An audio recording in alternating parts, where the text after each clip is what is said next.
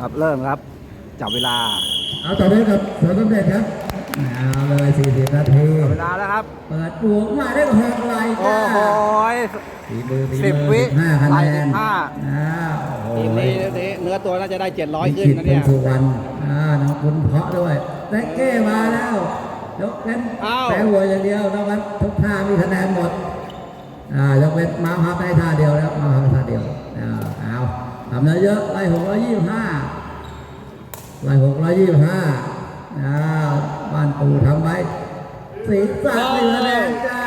ศีรษะ10 คะแนน25จ้า10 คะแนนโอ้ยังไม่ถึงนาทีเบิ้ลไปนี่คือว่าผู้นางผู้เอกครับประจำทีมเบอร์ 2กับเบอร์ 4โค้งไป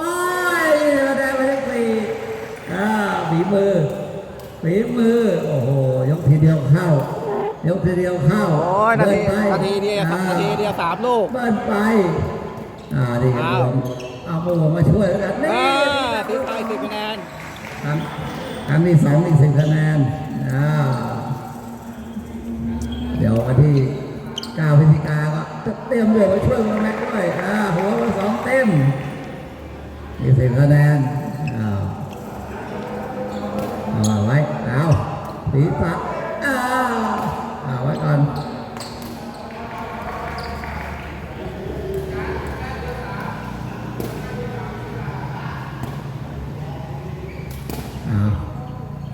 ตั้งไว้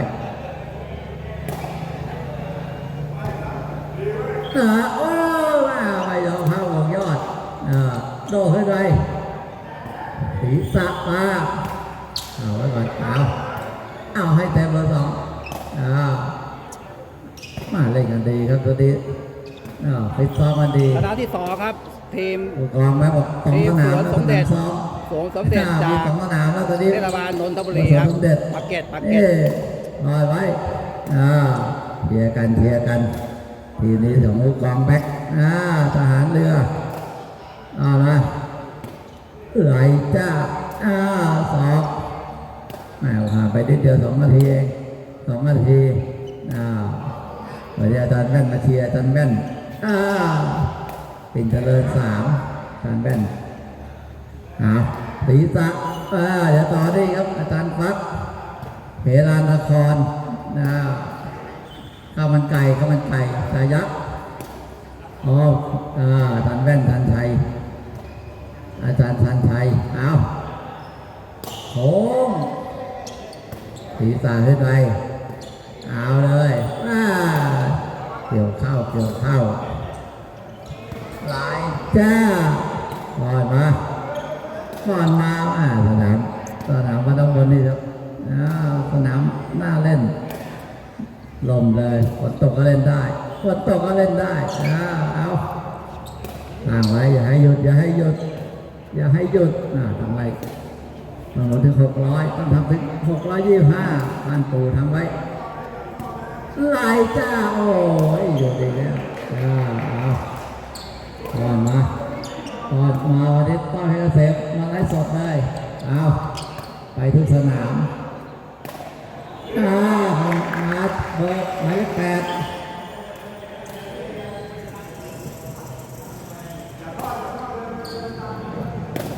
เอาเลยพอไว้เบอร์ 6ตั้งมาตั้งมาเบอร์ 2นี่อาจารย์อีทหมายเลข 5อาจารย์อีทสิงห์ไรจากผู้รักษาธรเลยมาจากสาธร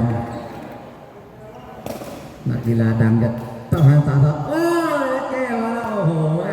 แรงดีด้วยเลยนี่ใส่รวมได้ด้วยไหมไม่ธรรมดาวันนี้อีกคนไฟเข่าไม่มาไฟเข่าเรียนว่าสนุกศีรษะจ้าหมายเลข 6 10 คะแนนไม่เล็กแก้มาขึ้นม้าเอาไปโอ้โหตอกสวยไหลมาจับได้เลยจ้ะเพิ่งประมาณไม่ถึง5 นาที85 85เวลาดีคะแนนดีเอาเล็กเก้โอ้โหท่านี้สวยงามครับตบไฟดีพอเดี๋ยวเยอะๆเตะไม่ได้แล้วขาแข็งหมดตอนนี้เด็กๆถ้าเด็กๆนี่สบายเลยตอนไปก็ครับไปก็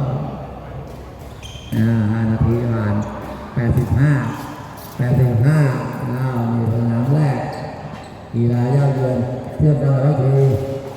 ปีนี้มี4 ทีมแล้วได้ข้าวมันไก่ฉายาไว้ทีมปีหน้าไก่ทีมปีหน้าเรียบร้อยทีแรกของที่สองหัวเต็ม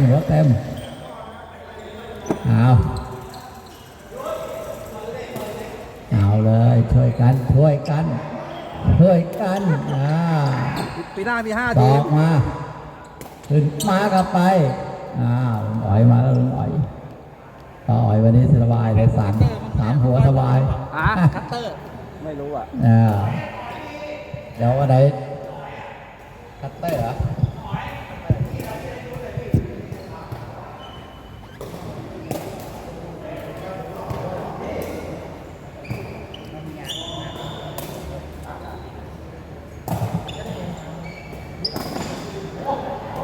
ครับเวลาผ่านไปกันต่อ6 นาทีครึ่ง 95แล้ว6 นาทีครึ่ง คะแนน คะแนนดีนาท้าเบอร์4 80 คะแนนมาเยื่อหน่อยแดดไล่105วันนี้บ้านปู่ทำไว้เยอะเลย600ขึ้นบ้านปู่ทำไม่ได้600อะไร625หัวหน้าแปะทำไว้สูงเลยเอาเลยจ้าขึ้นมาศีรษะขึ้นไปสูงเนี่ยป้อนไว้แต่ก็ดีศีรษะมาสวยงามไม่ได้เปรียบวัดกันที่ฝีมือไปไว้ไม่ต้องซีเรียสป้อนไว้เบอร์2ศีรษะโอ้โหสันห่วงมาทำเยอะนี่นะเดี๋ยวดูว่า7ครับไม่ต้องห่วงว่า7ดิผู้หมวดปีชาหลังเท้ามาแล้วหลังเท้ากี่คะแนนหลังเท้า20 คะแนนเลยหลังเท้า20 คะแนนโอ้ยเท่ากับศอกเลยหลังเท้านี่ศีรษะว่างมาเล็กเก้โอ้โหสวยศีรษะจ้าไว้เลข4ศีรษะ10 คะแนนโอ้โหเบอร์4แต่3 ท่าแล้วเบอร์4นี่สมคิด3 ท่าแล้วท่าละลูกสวัสดีครับอาจารย์ยาวอาจารย์ยาวไลฟ์สดครับทีมนักกีฬากีฬาเย้าเยือนเด็กวัดมอญกีฬาเทือกเขาน้อยพีจังหวัดปทุมธานีภาพเสียงเป็นยังไงติชมกันได้นะครับเพราะว่าสนามแรกมันเตะในโดมด้วยปี68ในโดมเนี่ยแสงมันก็ไม่แน่นอนนะสวนสมเด็จทีมที่2ทำเยอะทำเยอะไล่625วันนี้ครับคุณจุลีเตะที่วัดน้ำวนปทุมธานีครับมาแล้วอ่อนไว้ลิขิตโอ้โหตามไม่ได้มาส่งให้ผู้หมวดนะหมวดพิชาลักเกียรยังไม่ได้ศีรษะมาอาจารย์อีทสาธรตอนนี้ย้ายบ้านมาอยู่สวนสมเด็จแล้วขึ้นมาเอาเลยช่วยกันอ่อนไว้เล็กเก้ดูเข้าไป15เลยไม่ใส่บวงใส่บวง25ไม่ใส่15โอ้โหมีทุกท่าเบอร์6เนี่ยไม่ธรรมดานะครับก็ขอแจ้งทุกทีมนะครับพยายามใช้ในการสังกัดนะครับในสังกัดของเราเอง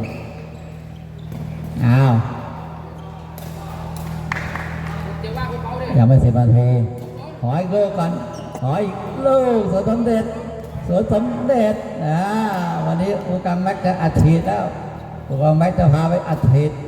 ไปเลี้ยงข้าวต้มที่ไหนร้านไหนดีผู้กองผู้กองนี่มาจากหน่วยซิลเลยนะหน่วยซิลมนุษย์กบศีรษะจ้าหมายเลข2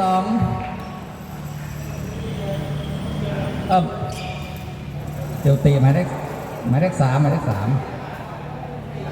มีดได้เลยครับมีดเอาเลย10 นาทีผ่าน125เอาโดดขึ้นมาจ้า10 คะแนนหมายเลข3 10 คะแนนดูเนื้อตัวแล้วไม่ธรรมดาชุดนี้ก็ฝีมือฝีมือนี่ดูพระเอกของเราคู่ที่เล่นกันนิ่มจริงๆเอาพระเอกศีรษะศีรษะเต็มหัวติหมายเลข3เต็มเอาอ่อนไว้หมาวงมือโอ้โหโดดสวยเอาอ่อนมามาเลยเบอร์7อ่อนไว้เอาอาจารย์อิทหมายเลข5อ่อนไว้ทางมาเอาละเล็กเก้สวยเอาไหลจ้าว่า6เนื้อตัวดีตีการลึกไม่ธรรมดาศีรษะหมาวงมือ15หมายเลข315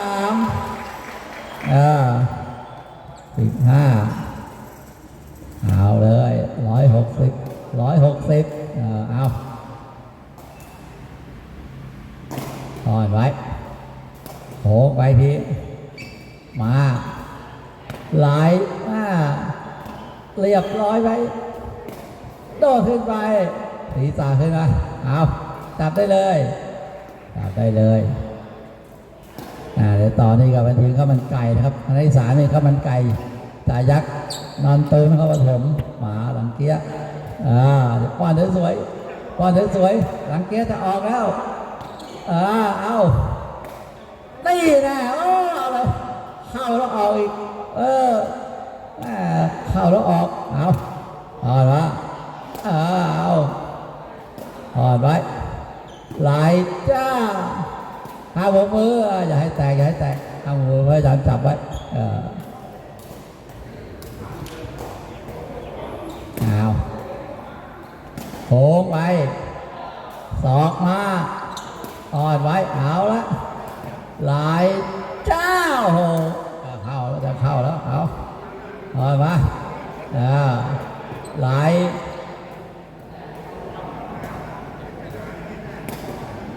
เอาเลยโค้งไปทีเอาจับไว้ก่อนไหลมาไหลโต้ไว้ห่างไว้ทีเอาละเอาโค้งมาสวยไหลเอาเบอร์ 2ช่วยหน่อยเบอร์ 2เบอร์ 2นี่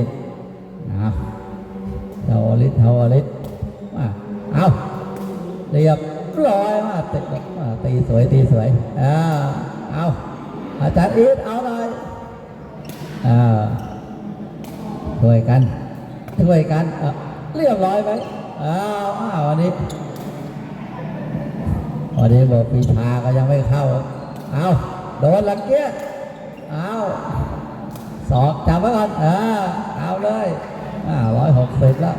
160ห่างมาเอาโดดจ้าสวยเอาเล็กแก้25 คะแนนต้องไว้โอ้เลยครับฝีมือ25เลยเอาสวยงาม185โอ้โหนี่เราแก้3 ลูกสบายเอาเล็กแก้หรือไฟตกไฟบวกนี่25ตบปากแปรได้หมายเลข2 10 คะแนนเอา195 14 นาทียังเวลาดีเอาอ่อนไว้ไหลจ้า15ไหลเบอร์ 3อีก15 คะแนน210แล้ว210เอาหมาบ่งมือบ่งไม่ให้เนี่ยเรียบร้อยเลยห่างไว้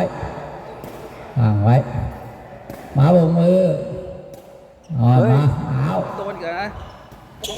โค้งส่งเลยจ้าส่งเลยเฮ้ยโดนอย่างนี้อ่อนมาเล็ก เก้โอ้โหนี่เข้าไปลูกแล้วด้วยเข้าไปลูกแล้วเอาธรรมดานี่แหละจับกันเอาเลย15 นาทีเอาเรียบร้อย15 คะแนนตกมาดีว่าโดดอีกดีว่าโดดข้าวมืออะไรทุกท่าเหมือนกันในทุกท่า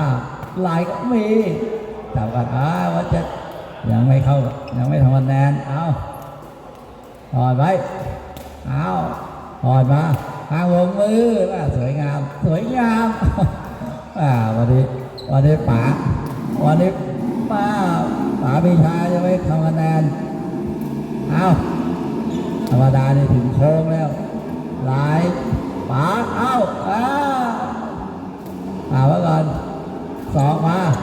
หัว2โดดนี่นะเอาเลยเมื่อกี้ขยับขาเพราะแดดมันไล่เบอร์8ข้างมา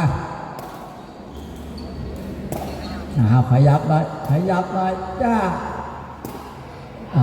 เน้นหน้าองค์มือมาเล็กแก้สวยเล็กแก้นี่นะแรงดี625หมาบงมือเจ้าโหสวยงามเอาเลยหัวปีชาเอาเลยจ้านี่ก็หลังเท้าก็ปิดตัวอาชีพหลังเท้าแปลมาลายไว้ทีเรียบร้อยโอ้โหวงหนี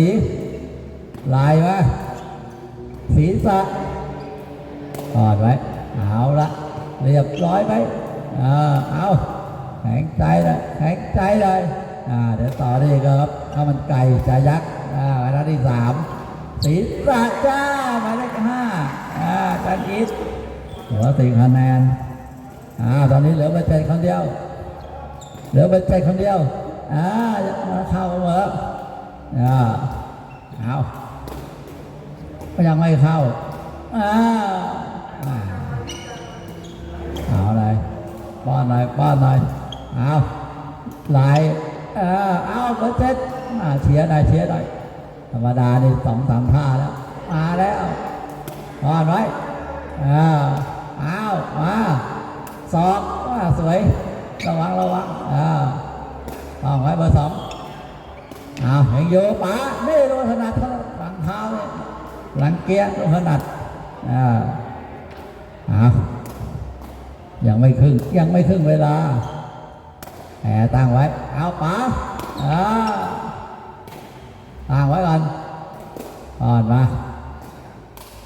ละทีเด็ดเบอร์5ทีเด็ดว่าเป็นคะแนนครั้งที่2มีคะแนนอาจารย์อีทเต็มไปลูกเดียวเต็มไปป๋ามาแล้วจะโถชนอีกหมาบงมือที่5หมายเลข3 15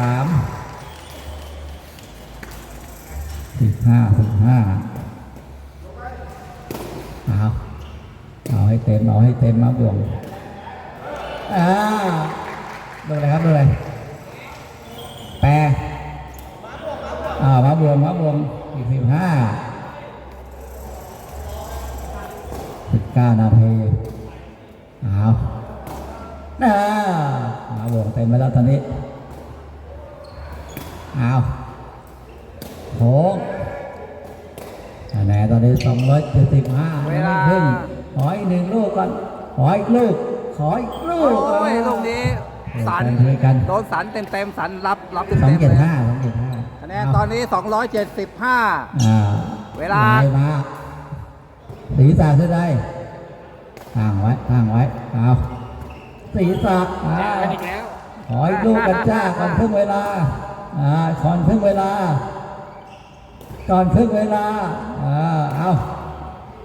ป๋าปึ๊บ ป้อนมาเอาไว้มาไม่ยอมเข้าอีกไม่ยอมเข้าอันนี้การแข่งขันทีมสวนสมเด็จผ่านไปแล้ว20 นาทีทำคะแนนได้275 คะแนนเดี๋ยวไม่ขาดอีก20 นาทีเอาเลยจ้ะนี่โอ้ยสันวงหันมาพอดีเลยเอาสบายเต็มแน่อย่างนี้เต็มแน่ศอกเอาจับได้เลยผ่าน20แล้วตอนนี้ได้หลัก 5ไว้ก่อนสนามแรกทำไปแต้มรวม ครับก็เวลาการแข่งขันของทีมสวนสมเด็จผ่านไปแล้ว20 นาทีครับทำคะแนนได้275 คะแนนยังเหลือเวลาการแข่งขันอีก20 นาทีครับเอาเลยช่วยกันทีมสิทธิ์บ้านโพทำคะแนนไว้625 คะแนนครับถ้าคะแนนไว้เริ่มต้นเลยทีมแรก20 คะแนน295 ครับลูกอาชีพครับลายโอ้วันนี้เข้าดีครูเอกวันนี้เข้าดีป๋าเดี๋ยวป๋าเขาเดือดแล้วป๋าไม่ป๋าเชียร์กันเอาเลย8ช่วยกันเอาป๋าเบอร์8เอาเลยนี่แหละเอาละปีคิกยิงลูกโทษป๋าไหลสู้กันโอ้โหวันนี้ยังไม่ออกอาวุธไหลศีรษะนี่หัวเต็มหัว10 คะแนน300นะครับ300นะครับเวลาเหลืออีกเยอะ305เวลาเหลืออีก18 รอบเปล่าไม่ถึงครับไว้สวยเล็งดีแก้ป๋าลูกนี้เอาเลยห่างไว้เอาละทีเด็ดหมายเลข8โดดเอาเลยจ้าห่างไว้เอาเรียบร้อยไหมต่างว่าเล็กเก้โอ้โหหัวไม่ให้ลายวะลาย625บ้านปูทำไว้625ลายจ้าผีตาว่าเอาเบอร์2โดดผีเรียบร้อยโอ้แนวดีแล้วเอาไว้ก่อนเอาละเอาตอนมาโดดไปห่างไว้ห่างมาเอาละเบอร์6เอา6ไปยืนช่วยกันมาละเบอร์6เอาเลยห่างไว้เล็กเก้มาห่างไว้ก่อนเอาเล็กเก้ธรรมดา15ตกใส่วง25โดดขึ้นมาไปมาเอาไหลเข้าแล้วเจ้าแล้วเจ็ดหัวมีทางเข้าแล้วหัวเป็นคะแนนเอาจนได้เบิร์นไปป๋าเบิร์นไปไหลมาศีรษะเอาไว้ตั้งไว้เอาป๋าไหลเจ้าหัวไว้ให้เอาเล็กเก้แรงดีส่งเลยตัดบอลเอาเลยไหลจ้าไม่มีครับเอาไหล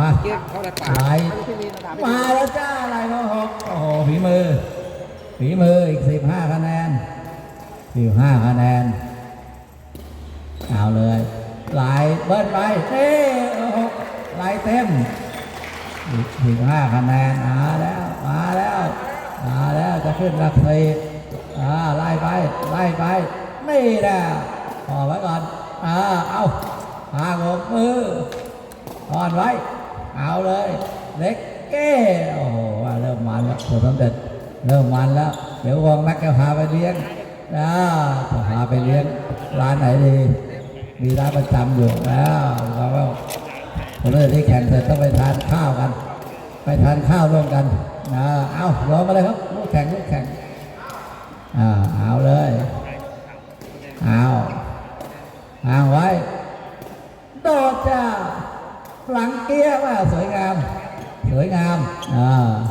ตั้งไว้เอาอ่อนมาอ่อนไว้เอาละทีเด็ดทีเด็ดอะไรเขาได้ทุกท่าครับเบอร์ 7ได้ทุกท่าเอาเลยอ่อนไว้คะแนน3 4 5 25 นาทีผ่านครับเหลือเวลาอีก15 นาทีเหลือ15 นาที3 4 5เอาบ้านปู่ทำไว้625เล็กเก้เข้าไปนี่สบายเลย300 แปรครั้งที่2 10 คะแนนเอาอ่อนไว้ช่วยกันอ่อนไว้เอาเล็กเก้มาแล้วใส่วง25ไม่ใส่15ศีรษะมาเอาลายจ้าชนอีกเอาให้เบอร์ 5เบอร์ 5ลายว่าอ่อนไว้เอาเบอร์ 6เล็กเก้โอ้โหแรงดีอ่อนไว้เอาเลยอ่อนมาลายไว้โค้งศีรษะไว้เอาศีรษะขึ้นไปเอาจับได้เลยเอาเบอร์ 3ทีเด็ดหลังเกี้ยไว้ไว้ก่อนหน้าเท้าเบอร์ 3 10 คะแนนอ่อนไปเรื่อยโอ้โหสวยงามเอาสวยงามเอาไว้เอาทีเด็ดเล็กเก้เอาเล็กเก้โอ้โหสวยงามเอาเล็กเก้เข้าไปลูกแล้วด้วยตบพวงดูครับฝีมือแทนเบอร์ 8ลงเลยนะครับเบอร์ 8ครับเบอร์ 1จะเข้าแล้วเบอร์ 8เข้าไปลูกหนึ่งเอาเลยเบอร์ 1เข้ามาแทนร้อยตีมที่ใช้สังคาเอาเลยโค้งออกไว้ก่อน3 6 5เอาขึ้นหลัก4กันจ้า4 ลูกเล็กแก้2 ใบสบาย2 ใบโอ้โหหลวงไม่ให้ตรงนี้เอาอยู่ที่เบอร์ 7เนี่ยป๋าเอาไปศีรษะอ่อนไว้เอาเล็กเก้มาแรงดีเอาอ่อนไว้ห่างไว้365 คะแนนครับศีรษะไม่ได้เลยจะแซงบ้านปู่ได้ไปสิทธิ์บ้านปู่ทำไว้625 คะแนนลูกที่2มาแล้วจ้าสอกไปเอาเล็กเก้สวยงามใกล้เคียงสนามกว้างดีกว้างเบอร์ 1แต่ว่านี่ครับมาแล้วแดดไล่อีกถ้าเราเข้าไปหน้าด้านหลังนู้นมืดเลยมองไม่เห็นอะไรในโดมในโดมมันจะหามุมที่สว่างก็ต้องมุมเดียวแต่ว่าแดดมันมาเรียบร้อยโอ้โหโดดผิวเลยเบอร์ 1โดดผิวเลยเอาเลยพากไว้ศีรษะมาตั้งไว้ให้หยุด28 นาทีจะยืด9เอาเลยสอกจ้าเอาไว้เล็กเก้มาแล้วโอ้โหเฉียวไปเฉียวมาเรียบร้อยมาตบดีเกินเดี๋ยวเข้าได้อย่างนี้เอาไว้ป๋าเอาหน่อยขึ้นมาไปอ่อนไว้เอาทีเด็ดเอาขึ้นมาไปทีเด็ดเฉียวอีกเอาเดี๋ยวป๋าคลองลงป๋าคลองวอร์มกันเขาวอร์มกันนี่แหละสอกไม่ยอมเข้า365 400 ขึ้นก่อน 400ขึ้นก่อนเอาหลังเกี้ยมาอ่อนไว้เอาเล็กเก้โอ้โหเสียดาย3 จุดนี้ผ่าน365แล้ว10 รอบ10 นาทีวาดไว้เฮเล็ดตบวงตบไฟวงมือเอาไว้หรือเขาเรียกว่าเล็กเก้มาเดี๋ยวเข้าอย่างนี้เดี๋ยวเข้าอ่อนไว้อ่อนไว้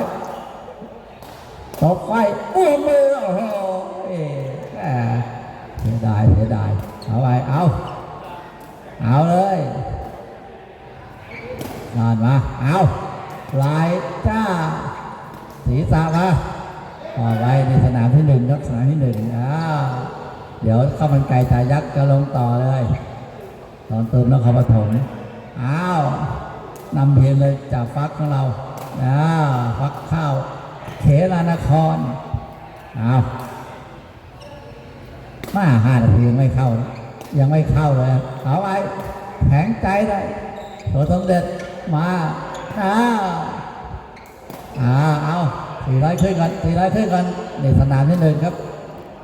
เก็บคะแนน4 สนามกีฬาเชื่อมมาแล้วทีหรือกีฬาเย้าเยือนตบนี่นะตามมาเบอร์5 2จ้ายาวเข้าอีกเบอร์5เนี่ยฝีมือนี่นะส่งมาเอามาแล้วเอาเลยเล็กแก้วโอ้สวยงามเล็กแก้วแนวดีกันแนวดีที่สามหมายเลข4หัวครั้งที่2 4 คะแนนขยับหน่อย8 รอบเอาอ่อนไว้ศีรษะอ่อนไว้เหลืออีกประมาณ8 นาที375 ครับ375เหลืออีก8 รอบหลักเกี้ย3โอ้ยต่ำไปนิดเดียววันนี้โบปีชามาศีรษะเบอร์7ครั้งที่2อีก4 คะแนนมาเลยก้อนได้สวยก้อนได้สวยเอาละเรียบร้อยลายจ้าโบไม่ให้เล็กเก้อีก2 ลูกเรียบร้อยก่อนไว้เรียบร้อยแหลกดีสวยงามแนวดีด้วยแนวดีก่อนไว้ขึ้นมาเลยนี้ชนขอบวงบิดหนีเลย7 รอบขึ้นมา4 กันจ้า385 4โอ้ยไปมาข้างไปละโดนไหมสวยละทีเด็ดโดนแน่ไว้เล็กเก้สวยงาม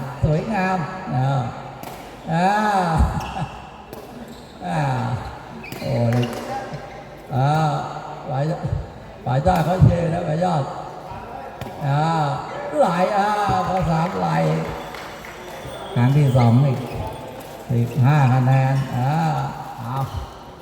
400ขึ้น400แล้วเอาเลยไล่หลัง5หน่อยเหลืออีก6 รอบ6 นาทีไล่หลัง5กันหัวสมเด็จช่วยกันเอาเลยไว้ต่อไปทีนี่แน่แปรหมายเลข 2 4 คะแนน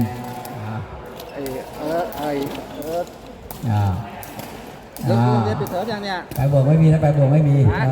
รงเรียนปิดเทอมยังเลย เท่ากับ ที่ไปเรียนอยู่เลย แปดบวก ไม่ค่อยได้โดนตะกร้อ เอาไว้ มันนานโดนทีแต่ เอาไว้ ดีแต่สนาม เล็ก เรา เก้โอ้โหเล็กเก้เข้าไปได้สบายเลยสบายเอาศอกจ้ากระโดดมาแล้วเลขสองก่อนมาเอาเล็กเก้เล็กเก้โอ้โหสวยจริงๆสวยงามสวยงามศีรษะเปิดไม่สาวเลยมาหนึ่งห้าแล้วหัวอีก4 คะแนนช่วยกัน5 นาทีหลัก 5ได้ไหมหลัก 5หลัก 5ห่างไว้เอาสีตะขึ้นไปตัดโดนไปทีเอาสีแดงไม่แดงขวาเอาเล็กเก้ปล่อยไว้เอาละปล่อยไว้ก่อน420 ครับ 4 คะแนนเหลือ4เต็ม เหลืออีก4 นาที เต็มแล้ว430โถม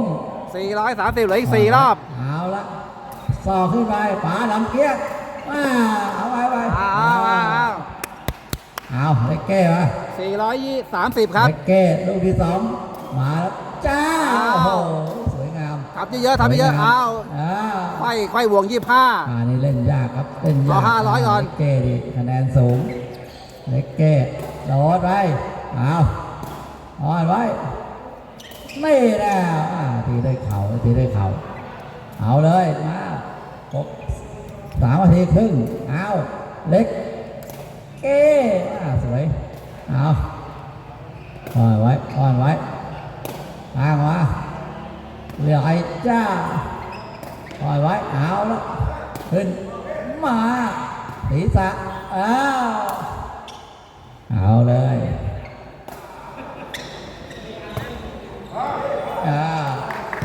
ไหลมาหนึ่งหัวมาหนึ่ง10 คะแนนเอาฟังเพลง440 คะแนนครับเพลงตะก้อมาแล้วเพลงตะก้อโอ้ยนี่มันนอนตัดมาแล้วโอ้โหไม่ธรรมดา30 คะแนนมันนอนตัด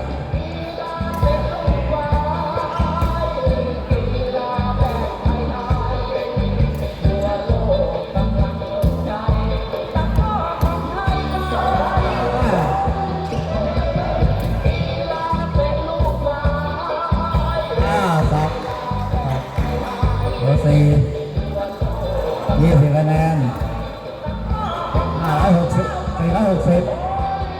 เอาเลยหลาอีก20 คะแนนตลาดเต็มหมายเลข4480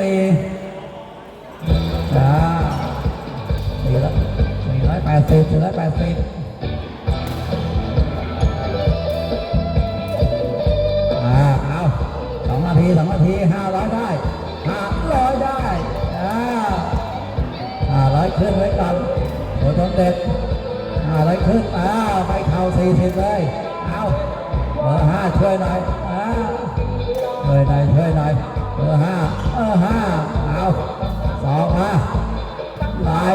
อ่อนไว้เอา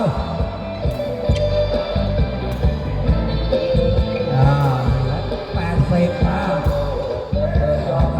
หลัก 5ไว้ก่อนศอกเดียวเสียดายเอาศอกเดียว500ชนอีก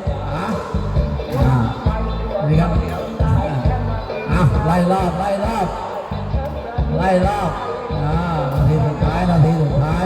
เล็กเก้สวยงามเล็กเก้เอาไงอ่อนไว้เล็กเก้ไว้เอาละเล็กเก้เล็กเก้500